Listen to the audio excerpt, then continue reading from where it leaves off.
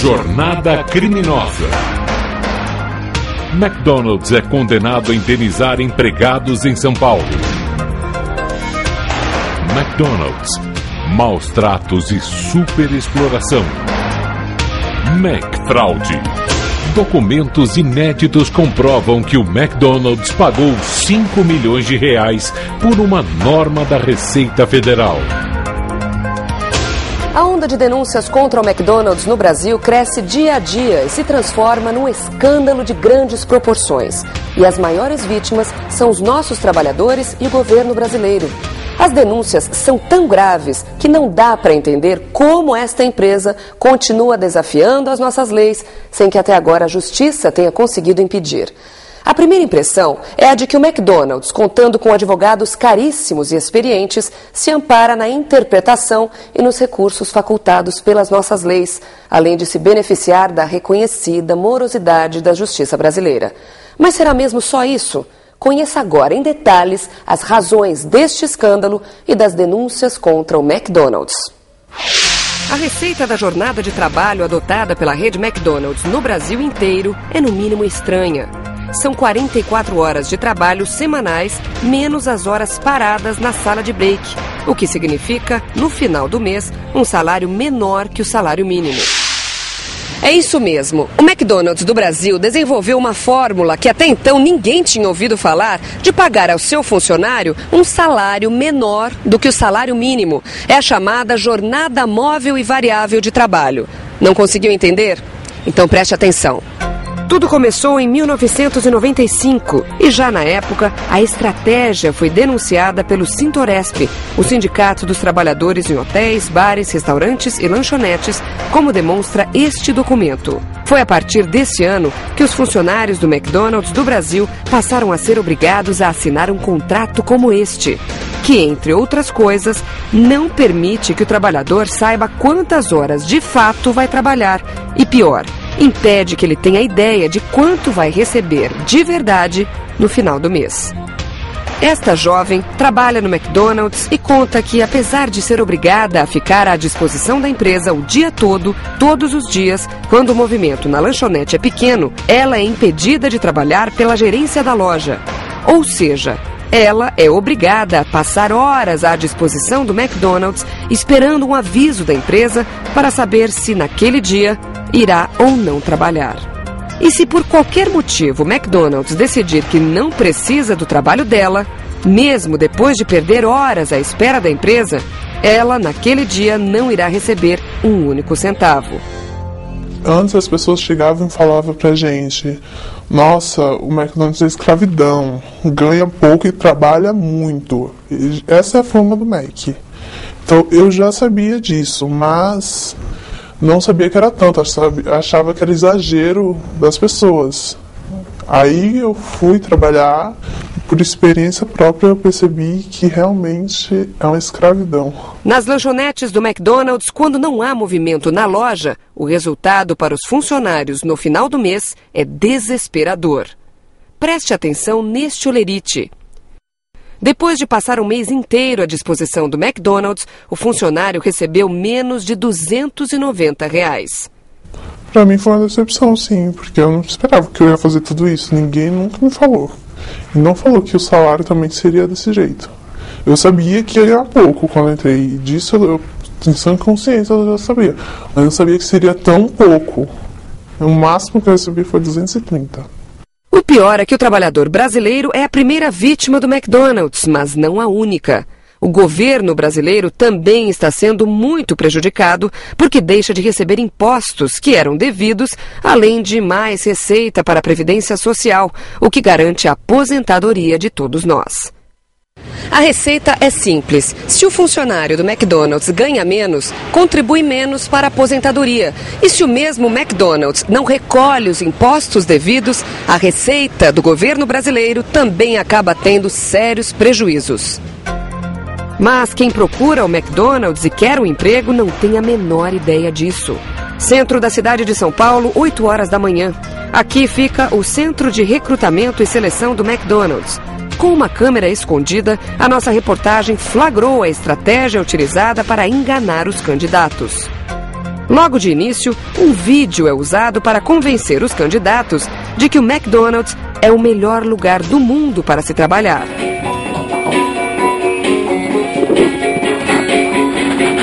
Essa marca vocês já conhecem. E todo o nosso sucesso é resultado da construção das melhores equipes que aprendem o princípio básico que é passado a todos os funcionários.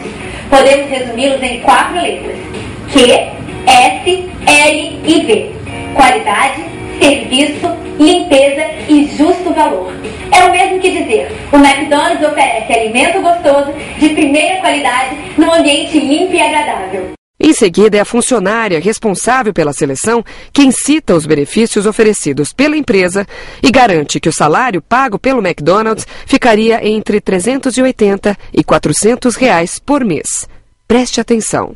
O salário é por hora, é R$ 2,52 a hora, tá? E essa média de horas que vocês fazem tira mais ou menos os 380, R$ 400 livre por mês. Só que isso não é verdade, como demonstram os depoimentos destes funcionários. No Mac, o meu salário foi R$50. O máximo que eu ganho é 230, não passo mais que isso. Eu acho que meu primeiro salário foi R$98, R$90. Eu fiquei pasmada, meus pais, então... Já me falaram que foi porque eu sou menor de idade, eu não posso ganhar um salário fixo, um mínimo, entendeu?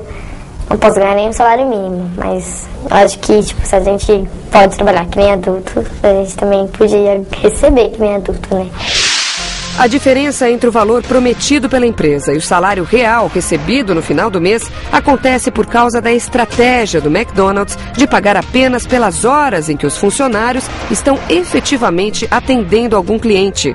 Se a lanchonete está vazia, os funcionários são levados para a chamada sala de break, apresentada como um ambiente agradável, com TV, computador e vídeo, mas que, na verdade, tem como único objetivo justificar os descontos nos salários.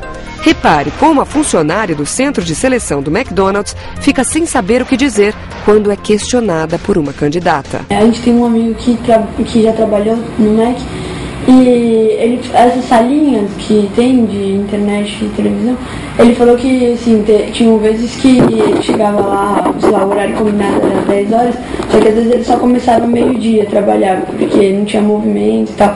Como que isso funciona?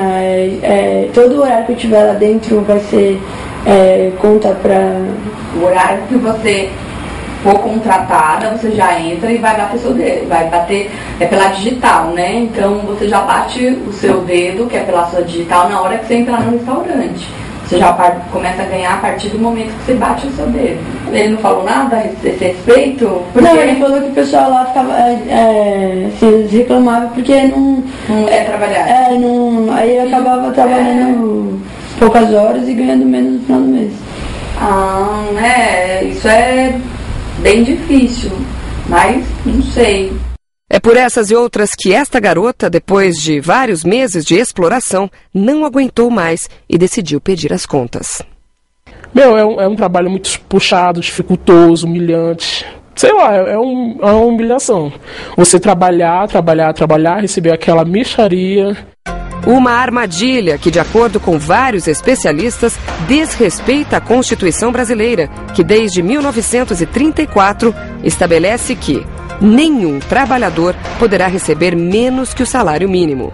O presidente da Associação dos Magistrados do Brasil, o desembargador Henrique Nelson Calandra, se diz preocupado e faz um alerta. A aparente legalidade da jornada móvel de trabalho, defendida por alguns empresários e sindicalistas, na verdade tenta esconder uma estratégia de exploração do trabalhador absolutamente injusta.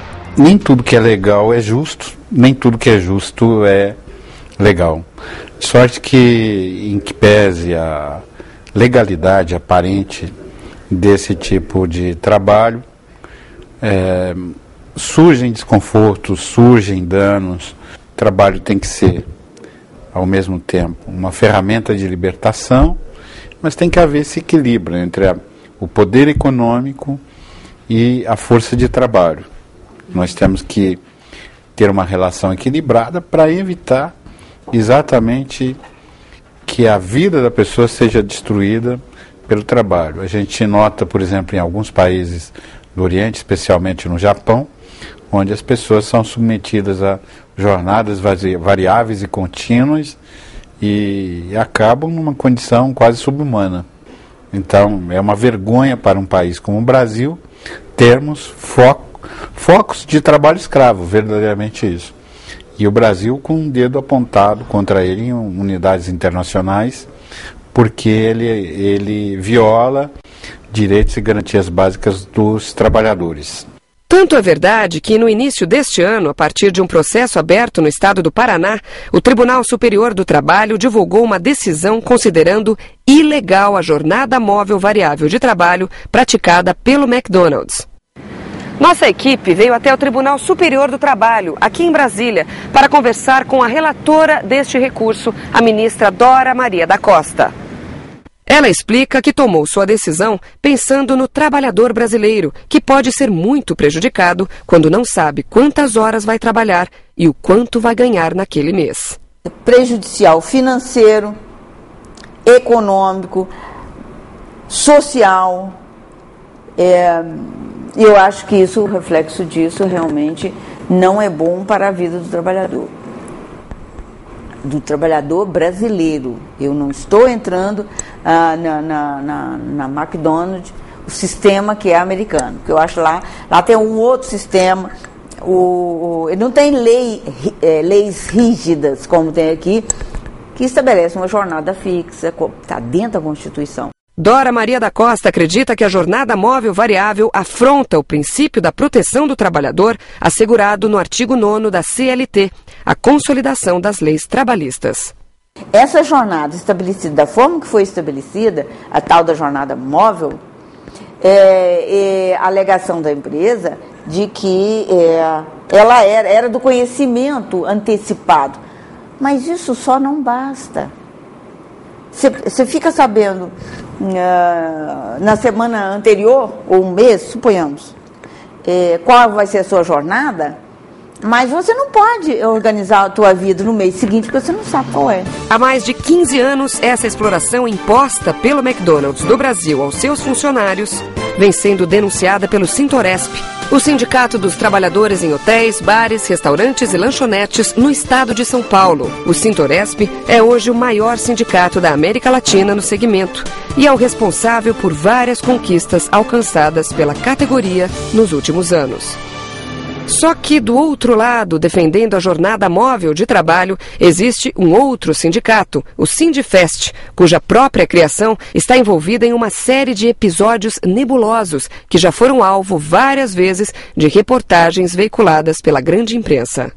Em abril de 2008, a revista Época revelou a trajetória financeira impressionante de um dos responsáveis pela criação do Sindifest, Ataíde Francisco de Moraes. Em menos de 10 anos, Ataíde saiu de uma pequena casa na periferia de Osasco, na Grande São Paulo, para construir um patrimônio que, segundo a revista, inclui um hotel com 18 suítes, todas de frente para a praia, em Aquirás, próximo a Fortaleza, no Ceará, avaliado em R$1 milhão.